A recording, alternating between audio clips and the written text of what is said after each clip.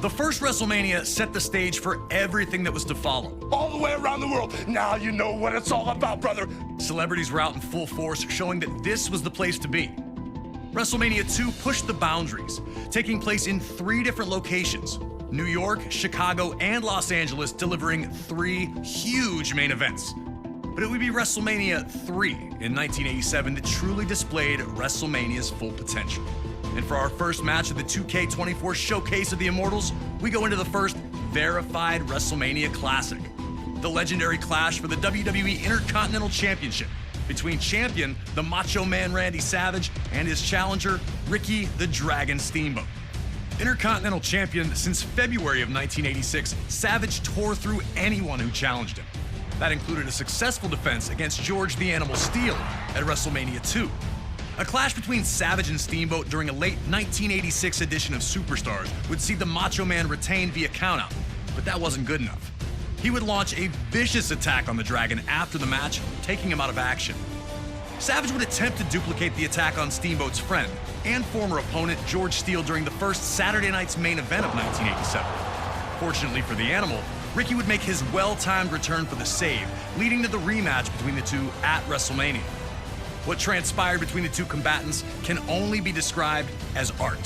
A fast-paced, high-action classic unfolded in front of 90,000 plus in attendance, with both men coming so very close to victory on a number of occasions.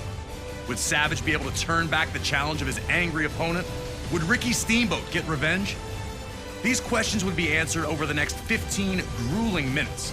And when it was over, everyone in attendance and those watching at home knew they had been a part of something special. The two superstars would forever be etched in history following the match, with Ricky Steamboat finally putting an end to the Macho Man's historic reign.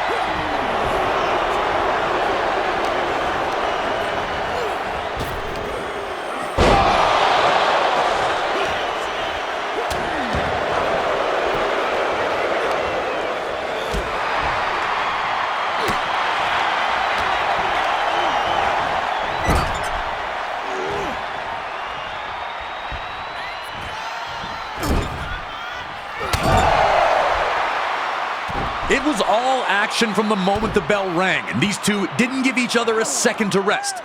Ricky Steamboat fighting to avenge a career-jeopardizing attack months earlier by not only defeating Savage in the ring, but also ending his reign as Intercontinental Champion. The aggression was almost uncharacteristic from Steamboat. Was Steamboat too angry, and would that lead him to making a costly mistake? Was Steamboat too focused on hurting Savage and not on winning the match? Had the Dragon taken enough time to recover in the first place, or had he rushed back in the hopes of humiliating the Macho Man under WrestleMania's bright lights? Surely the presence of Miss Elizabeth's not-so-secret admirer, George the Animal Steele, was going to be a distraction to the Macho Man, who'd look to keep Steele away from his manager at all times. Could Savage shut all that out and lock in on his challenger? Despite the external factors, these two appeared to be firing on all cylinders once they settled in. There was a real sense that this match could be, and was going to be, something special. The fans were captivated by the constant back-and-forth battle, with no one really able to maintain any type of control in the early portion of the match. The Macho Man appeared almost thankful to get a moment to himself after dumping Steamboat back to the floor, letting you know that Savage understood he was in a fight unlike any other he'd been in before. Things were only getting started.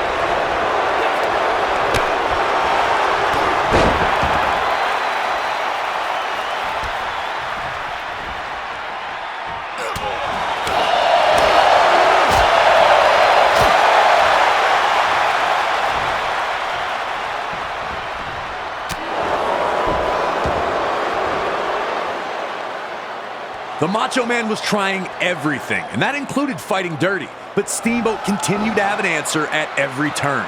Steamboat's counter wrestling had smothered Savage's offense, and the building frustration was obvious on the face of the Macho Man. In a match this closely contested, one small mistake can be a game changer.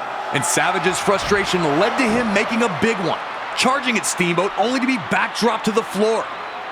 Steamboat finally had a huge opportunity to pour on the pressure and put Savage away.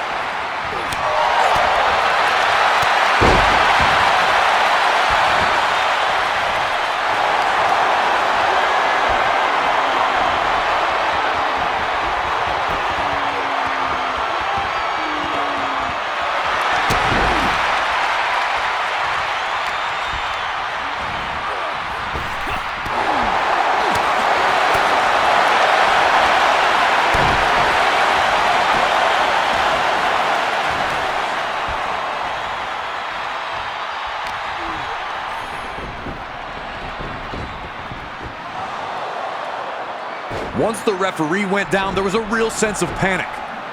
Savage quickly hits his flying elbow, but obviously there was no official to count. The Dragon was grounded for now, but there was no way Savage had already put his fire out. After all the two had gone through, how was it going to end?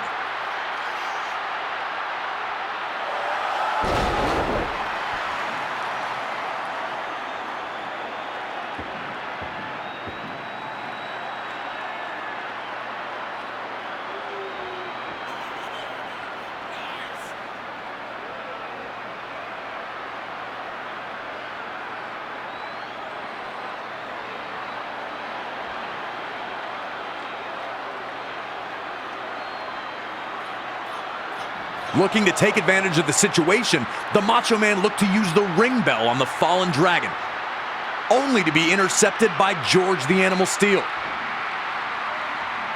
Macho Man, choosing to retaliate against Steel instead of getting back to Steamboat, ultimately ends up being the decision that costs him.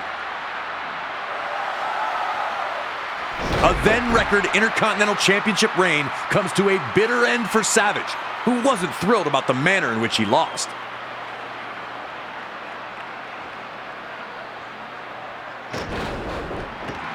And Steamboat's counter wrestling remains the key to this match, once again getting him out of trouble and earning him the victory. Hard to feel bad about a guy who tried to use the ring bell twice. This match, over 35 years later, is still a certified classic. The athleticism is incredible. Intercontinental Champion, Ricky the Dragon Steamboat!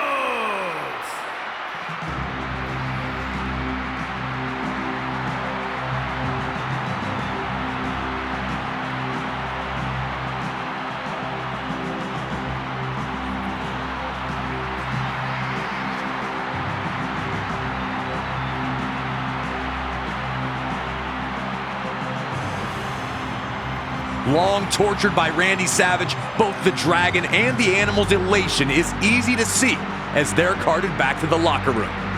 Put this match on a loop and I'd never get bored. I love Steamboat versus Savage.